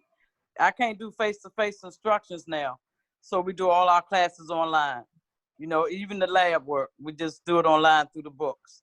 So everyone in DC that's school age or in college are online doing schoolwork. So they're given computers? They're given laptops? Yeah, they've been given laptops. And they even go on website or Zoom or some site like that, and they be instructed through their teachers. I know they've been talking about it here in Baltimore, but I saw a statistic that still quite a few students have been lost. No one knows what's going on with them. That's the only thing I wonder myself. Yeah. The majority of the students in DC are online. Ship, I think one of the issues with that is the ongoing digital divide, where some students, whether they're in cities or in rural areas, don't have the capability to get online, whether or not they have the physical tool of the laptop or the iPad to utilize. They don't have the access to the high-speed internet. And that's one of the issues that the education folks have been worried about, is that when you talk about a digital divide in education, is there are folks kids who are disappearing from the system because they don't have the ability to get online or have to share certain products, the iPhone, the iPad, the laptop, with other family members, and can't get on to actually do the learning. Yeah. So at some point, we've got to look at the impact of all of this on these children's education. Yeah. Yeah, well, you know, Comcast in DC, they have this where I just got it. I ordered the internet since I moved for little or nothing, just $10 a month. So they're also, Comcast and them are giving out deals also. So people who can't afford, like, you know, top speed internet, it'll be enough internet so they can access their computers or their phones or whatever the case may be. So that's one thing DC has been doing. But like I said, we still have people that are vulnerable and like got homeless children. Where are they learning that? That's what I worry about. Right. Sorry, Sheila, I didn't mean to step on your words, but I just did a story not too long ago about homeless liaisons in rural communities. So we were losing them. A lot of you are on the East Coast in more concentrated areas, but in Oregon, we have a lot of rural communities. We have a lot of native communities and reservations where, like, I think Nikita someone was saying, Bruto, if I'm pronouncing that right. They're saying that it's about Wi-Fi access, and they're handing out Chromebooks to everybody, but if you're in a car and you're in the middle of nowhere in Southern Oregon and you can't get the Wi-Fi, and the homeless liaisons, all schools have a McKinney-Vento, or most schools have a McKinney-Vento homeless liaison. They've been scrambling around trying to set up, and I'm not a technical person, but where you can kind of set up these connections through phones. However you can do, like, just, they're trying to reach people, but no, people are falling through the cracks. Dropout specialists really should be talked to during this time, trying to keep these kids in school. It's really tough. Yeah, it's a really good point. I would just like to can I jump in, Prince? All right ahead. Am I good? Yes. Okay, great. This is a very, very passionate topic for me. I recently retired from the Ithaca City School District as an assistant superintendent. And what we're seeing across the country, and definitely that rural piece is a huge part of this, because in some of those rural communities, you do not have internet access.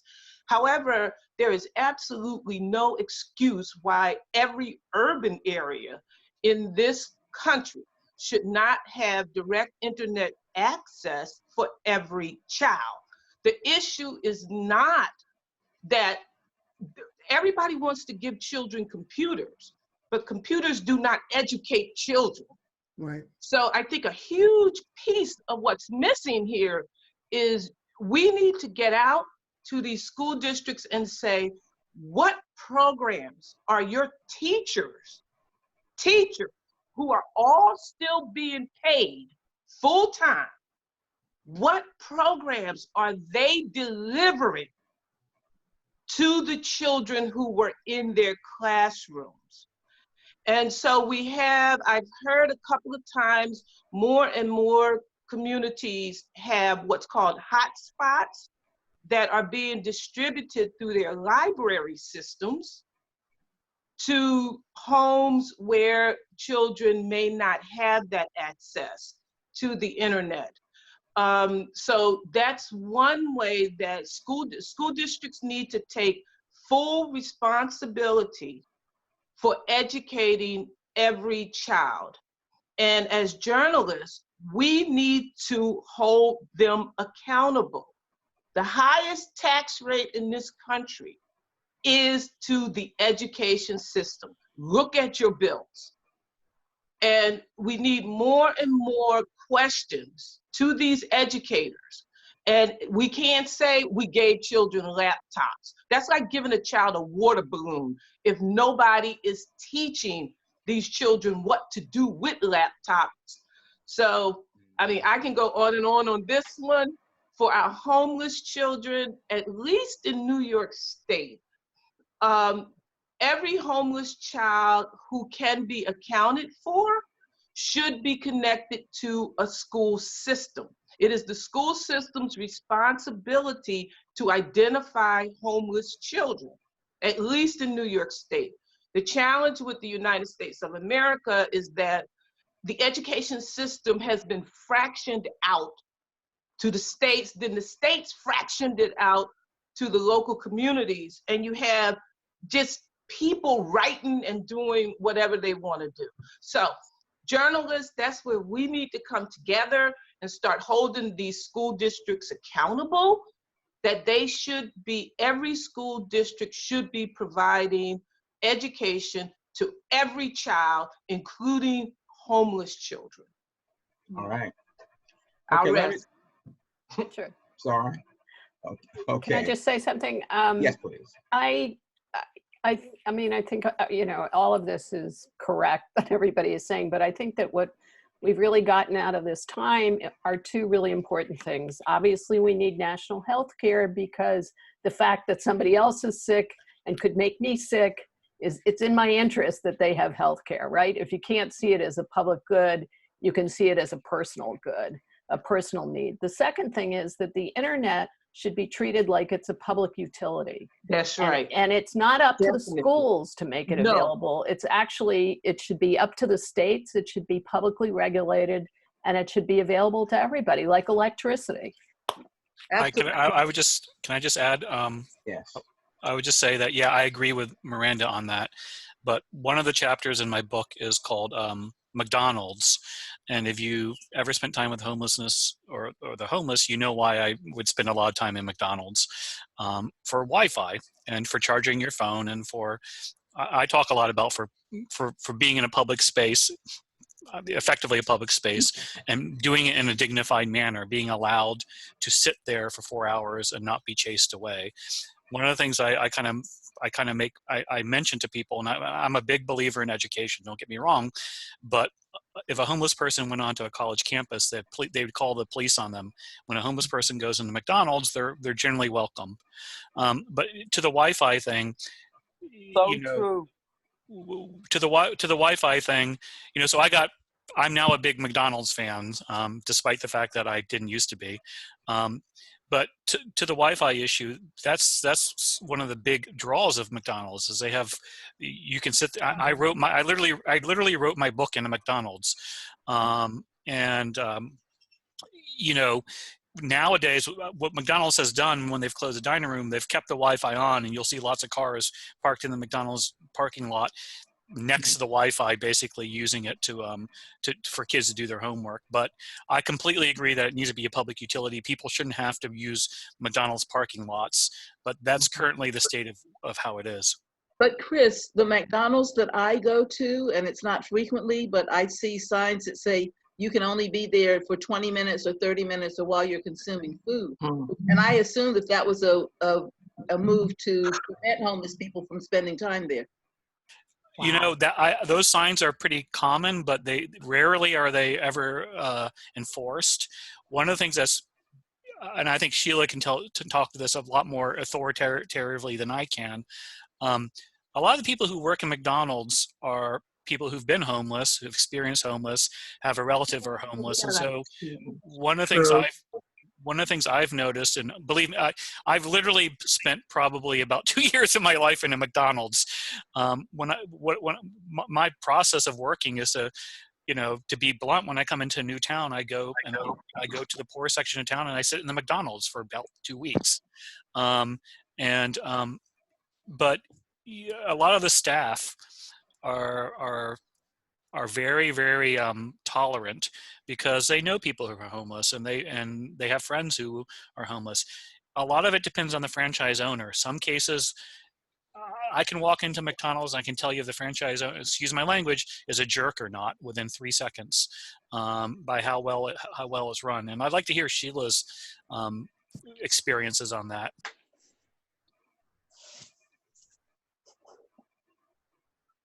Yeah, that was my spot, McDonald's. I mean, I think that's one of the spots that, you can stay a little longer. I used to, matter of fact, brush my teeth at McDonald's. I go use the bathroom. Well, then they start locking the doors on us, but, you still have quite a few McDonald's in DC that you can just go to and just sit, unwind, drink a cup of coffee if you have some change or whatever. And that's what I did. I used the McDonald's to brush my teeth, wash my face, just to stay presentable looking, I didn't want to go fall down by the wayside. I was already down as far as I think I could go or wanted to go. So I think there's a one out there, and the one I used to spend time in Washington D.C. I believe is out on New York Avenue. Why are you gonna say 13th New York Avenue? There's a lot. That's it. I lost a lot of money. I lost a lot of money to people who hustle chess in that McDonald's. Yeah, that's where all my coffee money went, and Egg McMuffin sandwiches. Yep. That's the one. One of the things I think also, Chris and Sheila, for the group, is when you look at something like McDonald's, you talk about tolerance. I think it's also empathy from those who work there. You don't see that empathy in some of the other franchises like a Starbucks. No. Many cases where the police are called when certain kinds of people come in and don't buy a coffee after 2 minutes. Right. One of the stories I remember, and this is bittersweet because it shouldn't have happened, but there's a McDonald's, and I don't know if for those who grew up in the South, Robeson County in North Carolina is a really interesting place. It's the poorest county in North Carolina. It's 1/3 Native American, 1/3 Black, and 1/3 white. But I spent a lot of time in the McDonald's there, and it's open 24 hours, and so a lot of homeless end up there. But one of the workers who worked the night shift would come in and her 4-year-old child would sleep in the booth while she worked. And everybody, all the regulars would watch that child. Again, that's wow, that's good. Yes. No, I wish she had another way. I wish she didn't have to work the night shift, and I wish she had help someone else who could watch her child. But she can't do to survive. Yep, it's called survival. Okay, let's move on a little bit here to Sylvie Sturm, and she, as somebody mentioned, you mentioned LA having a big, Chris, having a big homeless issues, but San Francisco and the Bay Area certainly do as well. And there, the media organizations all got together and decided that they were going to spotlight this issue. It's called a media project. And Sylvie can tell us about that, but also she evaluated the media coverage in that area that was promulgated by the media project and elsewhere. So Sylvie, Hi, yeah, it was called the SF Homeless Project, and it was sort of spearheaded by the Chronicle newspaper's managing editor, Audrey Cooper. And the story goes that she was walking down the street with her 2-year-old child and saw a couple in a tent living on the sidewalk having sex, and it just spun her head. She got offended, and now that origin story has changed a little bit on her part, but so she decided to contact all of the 80 or so Bay Area news outlets and have a one-day homelessness coverage blitz. So I, and actually my mentor, Dr. Laura Moorhead, who's a professor at San Francisco State University, started to gather all of these stories from 2016 and then beyond to 2017 to see if there's been any actual permanent changes since then. And so I've gathered actually about 1,000 stories, but at about 300 last year, I compiled them and analyzed them and checked them for statistics. And so the statistics were pretty interesting. And, you know, when we talk about, the thing that was highlighted to me is that they really use an episodic framing device, which is just to look at each individual person who's experiencing homelessness as a single sort of entity, as opposed to putting it into a systemic or a, you know, bigger causal kind of factor. So yeah, so basically the takeaway for me was that this homelessness blitz, the story on homelessness, what it did was just kind of exhaust people. It made people even less empathetic because it didn't connect to the humanity. It just perpetuated this us versus them, us and then them kind of binary, rather than using language that is inclusive, and rather than using the voices of people experiencing homelessness as experts in their own experience in the system. So the only time they would sort of talk to homeless people were to talk about how they failed or how they, whatever it is that their story is that created this crisis in their life that ended up homeless, and then they turned to other people for expertise, and they took all the politicians and the government officials' words as at face value. So really, what it turned out to be was, I think, and I haven't borne out all of the data yet, but I do think that the empathy factor actually was diminished, and I could see that in a lot of the comments that you see online for stories. Now, you think this is a liberal city, but I mean, I'm from Canada, so maybe I'm like super uber liberal, but this liberal city has got quite a mean streak, you know, when it comes to homelessness. And you know, and of course, I want to say there's a lot of actual journalists here that are doing amazing work.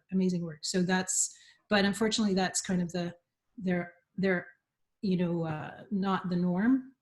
And even just for one last comment about what is going on during the COVID-19 pandemic is, so the city, the last I heard, the city has secured 1,000 hotel rooms for people who are unhoused. And I was listening to an NPR affiliate here, KQED, have this discussion, and the discussion was centered around how are they going to keep the hotels secure? Are they going to hire security guards? How are they going to deal with people with unstable people who could be dangerous? How are they going to deal with drug abuse? And their main guest was the journalist of record, the main expert in homelessness, Kevin Fagan, who works at San Francisco Chronicle, who lived on the streets for 3 months. But his whole angle was, I don't know, for me, it was a very negative slant on what this meant for the hotels, you know? So that's my experience here. Who was that who lived on the streets for 2 months? Kevin Fagan. Okay. He's the San Francisco Chronicle homelessness reporter. I interviewed him at length, and my whole big thing is that I think that people who've experienced homelessness should be interviewed as experts in a broader sense. They should be able to comment on society and on poverty in the same way that experts comment on them. And so Kevin Fagan has a different take. He thinks that people who have experienced homelessness are too, he didn't use the word far gone, but are too embroiled. They don't see policy in a way. And it's like, it's laziness on the part of a journalist to think that they could just walk down the street and talk to a person on the street and think that they're going to be an expert on poverty and homelessness. Just like every journalist does, you have to research and find, the key people to speak to who can speak to this, knowledgeably.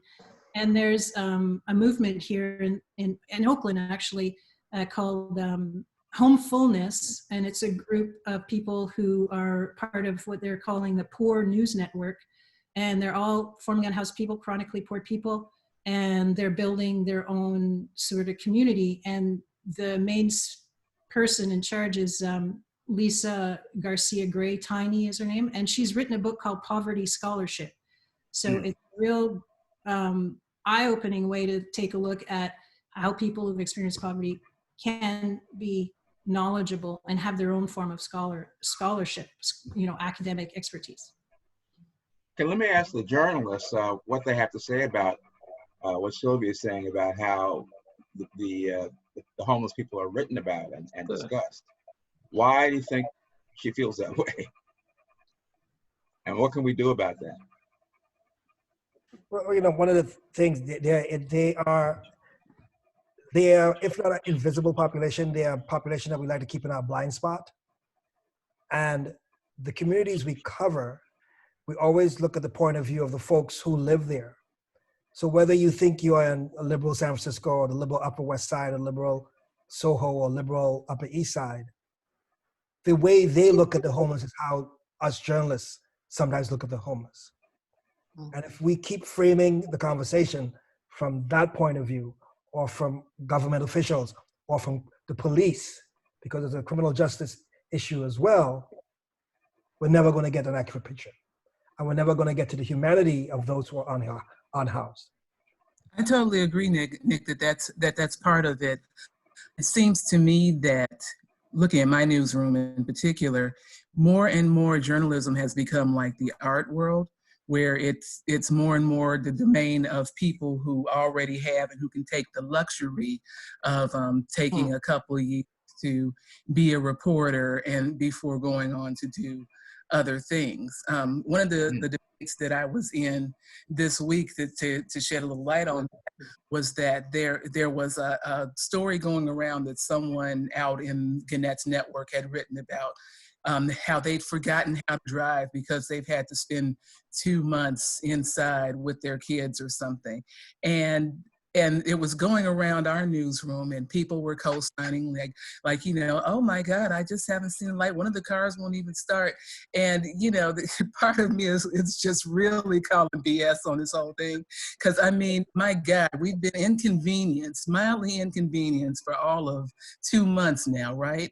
Maybe I'm jaded. Maybe it's just because I got to go to Africa last year and I see that standing in line is sort of just the normal way of life a lot of times there, and what day you're going to have water or what day you're going to have electricity becomes an actual thing. So for journalists there, and I include myself as the person who lives out here in a suburb someplace, for us to be writing about forgetting how to drive or some of the, oh God, there's a shortage on top sirloin. I'm going to have to settle for stew meat. I mean, just get a perspective, get real, okay? And I think we also, have I think that who are coming from backgrounds like where I'm coming from, Gary, or backgrounds like where Sheila's coming from, and backgrounds like just a variety of backgrounds is missing from the people who are doing the covering of the news. Yeah, I was just going to say, as the ranks of journalism too have been thinning, and you see the kinds of people who are going into journalism, as Nichelle has said, are people who can afford, in a sense, to have, these internships. And so you don't see as much diversity, and a lot of the newsrooms aren't as committed to it, a lot of programs. So the people who are journalists are people who haven't been homeless, don't know folks who have, and they do look on it. They want to think that they come from an unbiased point of view, but they generally don't relate at all, many of them. And even so much so, I've seen even some stories, of course, not from the folks like Nikita and others on the panel, where they're talking to so-called experts about people and not actually talking to people. And you can see this in so many areas, when they talk about people, workers or people who work as delivery people, and it's clear they don't really know anybody that are in that particular circumstance. So Exactly. So they want certain journalists to be in the room to give them that perspective so that they can go out and report on the person. But the missing part of that is I can give you a source that works at the McDonald's or wherever, but how you talk to the person is key. You can't just go and talk to them at arm's length or, dial them up on Twitter or what have you and get a perspective. You have to actually go down and talk to people and get where they are and get an understanding, if you don't have that understanding of where they are and where they're coming from. And that's a missing part for a lot of newsrooms. We just don't have people who know how to talk to other people on different levels from themselves. Different I found that there's a way, I think that there's a big piece missing for journalists themselves to identify with people who have experienced homelessness, and even the journalists that I've interviewed who themselves have experienced homelessness. They've lived in a car, they've lived in the garage. They don't see themselves as having ever experienced homelessness. They think that because they weren't living on the street, they were homeless. So there needs to be a sort of an education that builds common humanity, I think. And if that means having journalists take crash courses, again, I can just think of this poverty scholarship sort of movement, but to realize that it's a common humanity that we're talking about when we talk about people experiencing homelessness. It's not that far-fetched. Better yet, hire a journalist who has been poor, who grew up poor, who grew up different than somebody else. Why should there be a poverty scholarship? Just hire somebody who has the writing skills from that neighborhood and let them do what they need to do to tell a real story. How do you actually do the reporting these days, though? How are you socially distanced and all that kind of stuff, and actually find the people whose voices we want to include?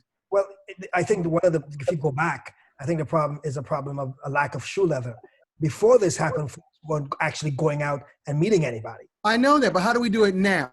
Well, now the same way, like I write all my stories from home, you find people who know people who will send you in the right direction, and you pick up the phone and you call people and you email them and you make time to actually have conversations. And you don't rely on official sources. Can I just jump in here real quick? I'm sorry. One of the things I find frustrating is I think journalism, I don't blame the journalists themselves. I blame the organizations that are running the journalism, because they don't have the money to go out and do what I did, for instance, which is spend 7 years in communities or even a week in communities. People are hard pressed with time. And I think a lot of journalists have lost the skill of actually interacting with people. And so the prevalence of data journalism, I think, is a really bad thing. It's like, I just reviewed 2 books that were talking about something similar to myself. And one of the frustrations was how much data they used. Data is a way to ignore voices. It's a lazy way to say you understand a problem without really understanding the problem. I learned my whole views on life changed because I listened to people over the course of 7 years. I actually got out there and listened to them. And I actually went out and talked to people, and I let them teach me as opposed to me condescending and telling them what their problem is. So I find the frustration that the obsession with data, I think, is both intellectually wrong, but I also think it's a way for the people who run media organizations to basically be cheap because they don't have to get out there and have people go out and do things. The other things I think is when you write stories about poverty, it's always going to have ethical issues. And no matter how well you're intended, you're going to mess up at times, and people are going to accuse you of messing up at times. And I think some people have used that as an excuse not to do the stories. Rather, so you have all these ethical rules about how to operate. That basically means that it's just simpler not to do it. You know, anytime you write a story as a journalist, you're going to, with the rare exception of people like Sheila, you're going to have a privilege gap. And you have to understand that privilege gap. And so many things can go wrong there. And people are so quick to accuse you when they go wrong that a lot of people just don't want to do it because of the ethical minefield. I will just simply add, there's also, I think, a societal reason we don't humanize the poor, which is, I used to be a banker. I know lots of bankers. There's this really nasty belief amongst what I call the libertarian wing that the people who are rich deserve to be rich because they're better than other people. And so when you don't look at homeless and you don't listen to them, that's an easier story or narrative to believe. Once you actually start hearing their stories, you have to grapple with the reality that maybe you're rich not because you're talented or more valid as a person, but maybe because of the situation you found yourself, you grew up in, or because of luck. So I think there's a lot of reasons people don't want to humanize the poor or the homeless. Well, Chris, let me ask you, first of all, let me just tell the group that I did find the co-chairs of the Homelessness Caucus. It is Eddie Bernice Johnson from Texas and Alcee Hastings from Florida. So those are the two chairs in the House Homelessness Caucus. But back to Chris, when you say that there are ethical issues in covering the homeless, what do you mean? What more ethical issues would they be than covering any other beat? There's a perfect example of when I was in Portsmouth. I found a homeless couple that was pushing two kids in a shopping cart. And I saw it for a week. Do you call Child Protective Services or not? I ultimately did. I think a lot of people, I got criticized for it. I sometimes don't know if I did the right thing. But I felt like at the time that I was doing the right thing. How involved do you get with people's lives? I've taken people to detox. I've driven them to hospitals. I drove one woman across the country to visit her mother, to go home to her mother. I got involved in their lives in a way that I think a lot of journalists are not allowed to or would feel uncomfortable to. I've let people shoot up in my car. These are things that I think a lot of people have issues with, and I understand them having issues with them. But I was not operating as a journalist at the time. I was operating as somebody who was trying to be a good person and do the right thing. All right, does anybody else have any comment about that? How they may have handled situations like that, the fear of getting too involved in the story? You know, it can obviously be difficult when it comes to how I treat anybody. I treat everybody the same, basically. You know, the same way I take out my sources for lunch or dinner, I do the same for somebody living on the street. Where do you want to go today? So we can have a conversation. And as far as if someone's life is in danger, because I have been in situations where someone appears to be passed out to the point of, oh my goodness, could something be happening here? You know, I have called 311. I have seen a mother and a child I was concerned about on the street, because in New York, it's very unusual to see families on the street. And, you know, I have called people in Department of Homeless Services and been like, hey, I've seen this mother on the, you know, I talked to her. I'm not exactly sure what's happening. You know, I'm not planning to do a story, but I wanted to call this in because I'm concerned. And that's just being a human being. And I think it's important for us to realize that. And before we leave, there's something else that I want to mention, is that we talk so much about, when we're talking, we talk about it and yes, it's serious and it's sad, and you never want anyone to experience it, but one of the things that I strive for in my stories is to always show the laughter and the good times, because people laugh every day, even under the worst circumstances. And you talk about humanizing people, and that is just always important to me. You know, unfortunately, I've even heard people say when they look at photos, this person looks too happy. Like, are you sure they're homeless? It's like, what? What are you talking about? And so I don't know why I wanted to say, I just wanted to say that because it really bothers me when I'm reading stories and there is absolutely not one smile, not one, because I know that's not true. I know it's not true. Nikita, I'm so glad you said that, because I put humor in my book and I got a little bit of criticized for it, but I wish I had put more humor in it, because one of the stories I'd like to, I'm sorry to talk too much, but one of the stories I tell is, I remember when I was under a bridge in Hunts Point above the Acela train. It was a shooting gallery, and at 2 a.m, somebody came in and they had stolen an entire cake, and we had because it was somebody's birthday. We had a little celebration, a birthday celebration. It was a really sweet moment, and it was funny. And you know, when you don't put humor in it, that was one of the things I read a book recently, and part of my criticism was everybody was a victim. There was no fun in it. There was no, and you know, it's hard to imagine that you can actually have, you know, humorous moments, because they're people like everybody. There's some good people, there's some bad people, there's funny, there's unfunny. But the reliance on stereotypes is just about as akin to if you go to Africa and you see something other than babies with flies in their eyes. I've seen people just sort of report that over and over and over again, and skip the variety, because that's what their editors want to see. That's what their editors expect to see, and stop until they get certain points of view that reinforce. So it's almost like, you know, it's confusing sometimes. It's frustrating sometimes. It's like, go out there and get the real story and get the truth, and then when you bring it back, it's, well, that's not the truth that we want to see. Well, you have to keep fighting that. You have to keep fighting against that. And that's what Black folks have been doing for years, when editors thought that they knew what Black people were all about. Right. And we'd have to tell them that there's something different there too. Before we get too far, I wanted to ask Sylvie, where do we find your work, your research? Well, at the moment, it hasn't been compiled into a academic paper, but I had a video on YouTube that sort of gives an overview of what I had compiled then last year. So I can share that link. If you can put that in chat, please. In chat, sure. Yeah. Thank you.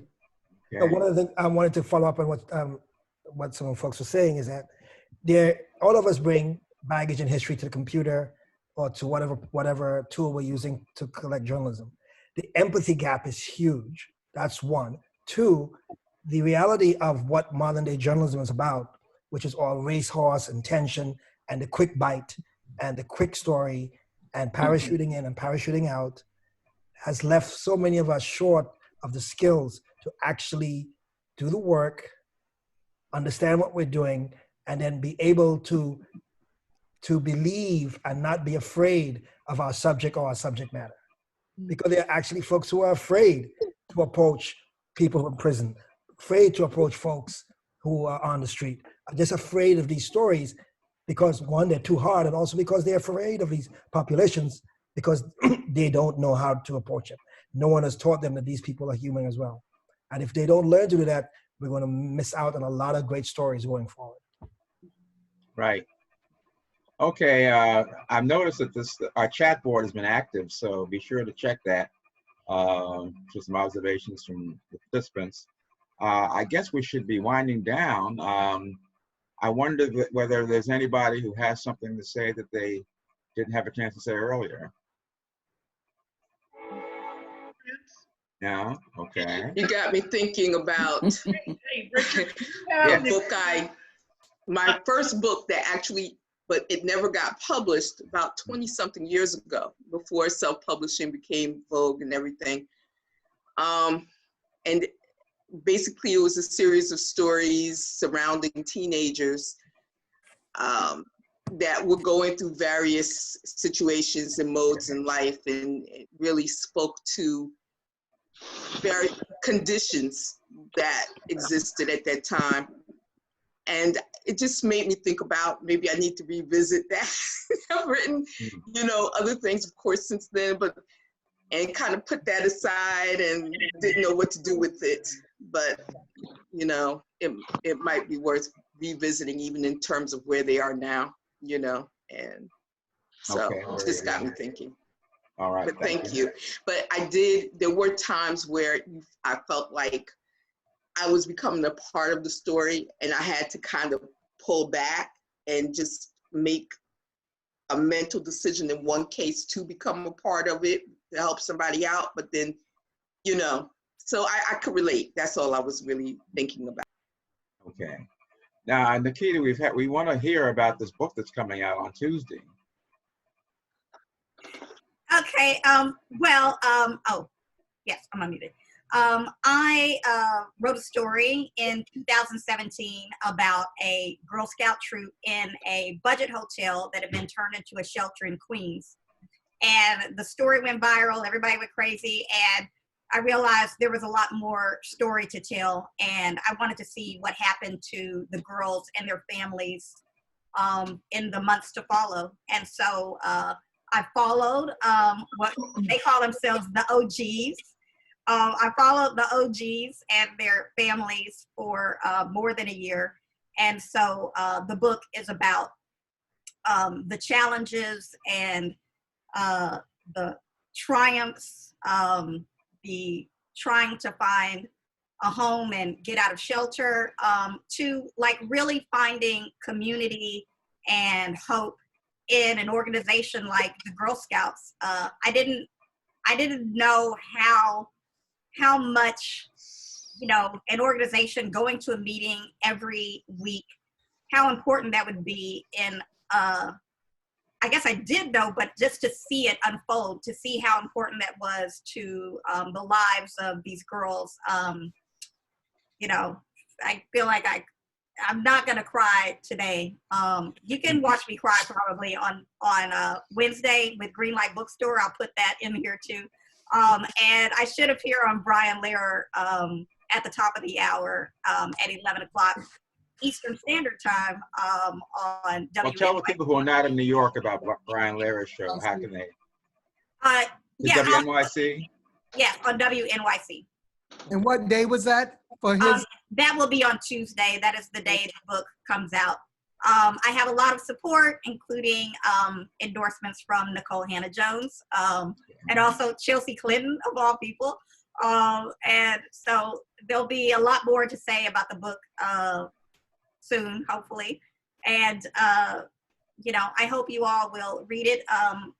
You know, it's not only, I guess, a commentary and look into homelessness in New York City, but just to, as Chris Miguel has talked a lot about today, the dignity that people want. You know, I used to think that the book was about, because I wrote it, you know, I'm sitting there like, oh, the book is about, you know, wanting to find a home, wanting to break out of homelessness and poverty. But the book is also about how everyone, all of us, we all have this need to be a part of something, be a part of society, and feel like we are giving to society and we matter. And I think that's what has inspired so many people who have read this book. Hi, Nikita.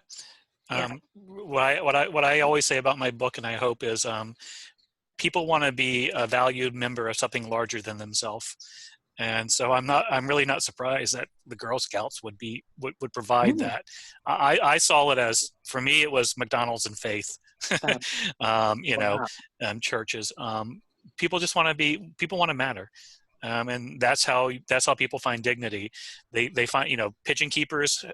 I did my first project on pigeon keepers, the beauty, the dignity of pigeon keepers, and it was more about the community than the pigeons. Just real quickly, and I apologize, what neighborhood in Queens does it take place in? Long Island City. I know that well. Yes, the Sleep Inn. I know the sleep end. Oh my God. And Not, people can not listen far to. from Queensbridge, home of Nas, Mobb Deep, etc. Oh my goodness.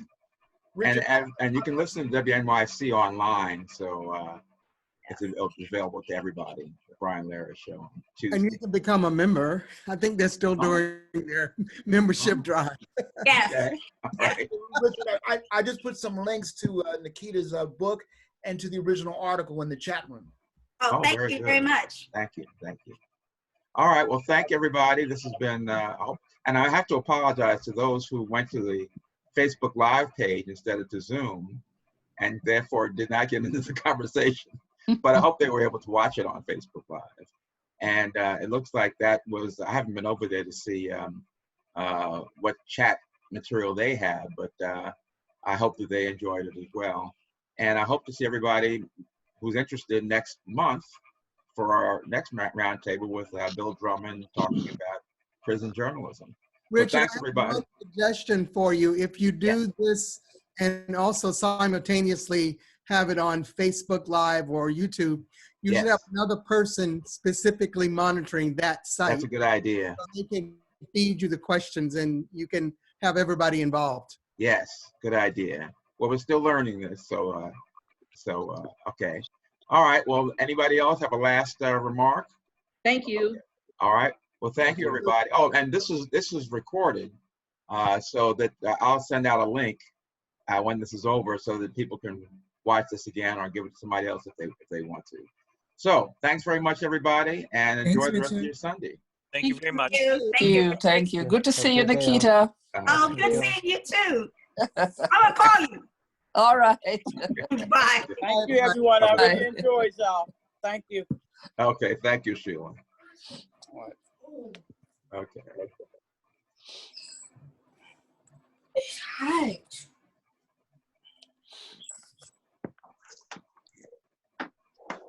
Ooh. Oh, Lord. Whew. Wasn't bad, though.